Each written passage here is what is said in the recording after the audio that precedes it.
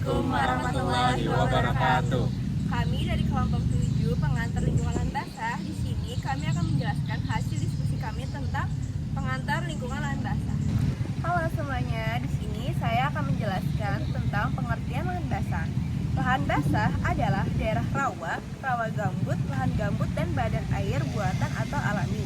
Lahan basah merupakan tempat terbesar di permukaan bumi ini. Daerah dengan tanah yang tergenang air secara permanen atau musiman dikenal sebagai lahan basah.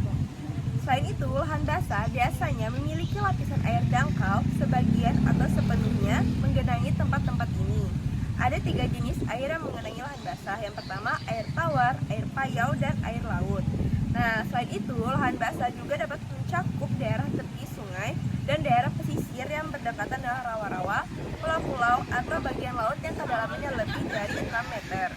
Selain itu, yang terakhir, lahan basah umumnya bercirikan tinggi muka air yang dangkal, dekat dengan permukaan tanah, dan memiliki jenis tumbuhan yang khas.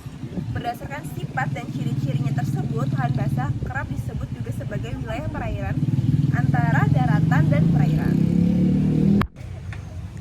Karakteristik utama dari lahan basah sendiri adalah kandungan airnya yang tinggi yang menghasilkan tanah jenuh air dengan muka air dangkal atau tergenang secara permanen ataupun musiman, serta ditumbuhi vegetasi yang beradaptasi dengan kondisi tersebut. Nah, selanjutnya ada jenis-jenis lahan basah. Lahan basah terbagi menjadi 2, ada yang alami dan ada yang buatan. Lahan basah alami terdapat rawa, gambut, danau, sungai, dan delta. Kemudian lahan basah buatan ada sawah, tambak, kolam ikan, waduk, dan embung. A3. Mengapa lahan basah penting dipelajari dalam konteks hukum? Dikarenakan saat ini lahan basah menghadapi berbagai macam ancaman, mulai dari alih fungsi sebagai perkebunan, tambang, hingga pemukiman.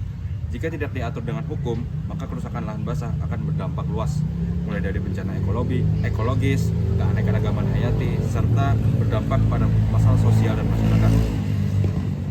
Dengan mempelajari lahan basah dalam konteks hukum, kita memahami bahwa perlindungan bukan hanya isu ekologi, tetapi juga persoalan keadilan, hak asasi manusia, serta keberlanjutan hidup generasi mendatang. Inilah mengapa hukum berperan penting mengatur pemanfaatan lahan basah agar tetap berkelanjutan, melindungi hak masyarakat adat yang ada di sekitarnya, serta memastikan pembangunan tidak merusak ekosistem. Potensi konflik hukum lahan basah di Indonesia disebabkan oleh tumpang tindih kepemilikan antara masyarakat adat, pemerintah, dan swasta, serta perbedaan status hukum lahan formal dengan kepemilikan tradisional. Konflik ini juga diperparah oleh alih fungsi lahan dan lemahnya penegakan hukum yang menyebabkan sengketa dan bahan ancaman pidana. Penyelesaian memerlukan perlindungan hukum bagi masyarakat adat, kebijakan yang tegas, dan pengelolaan lahan yang berkelanjutan agar konflik sosial dan kerusakan lingkungan dapat diminimalkan. Salah satu contoh konkret adalah konflik di desa Pitulua, Kolaka Utara, di mana ada klaim kepemilikan bertentangan antara kelompok keluarga dan warga desa terkait lahan basah yang mengandung nikel. Konflik ini melibatkan permintaan pembatalan surat izin pengelolaan lahan oleh pemerintah desa yang memunculkan risiko sengketa pidana dan ketegangan sosial yang meluas.